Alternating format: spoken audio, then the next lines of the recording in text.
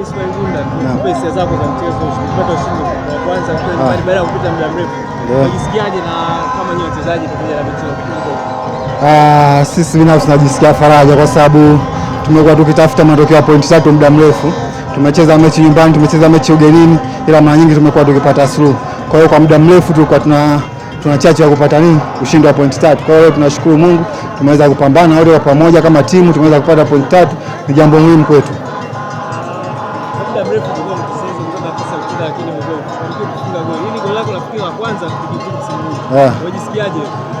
Binafsi najisikia faraja kwa sababu kama timu wote tumekuwa safu ya mbele tukiteseka kwenye kufunga. Kwa hiyo binafsi najisikia faraja, kwa hiyo hii iwe chachu kwa sisi washambuliaji, tusikate tamaa.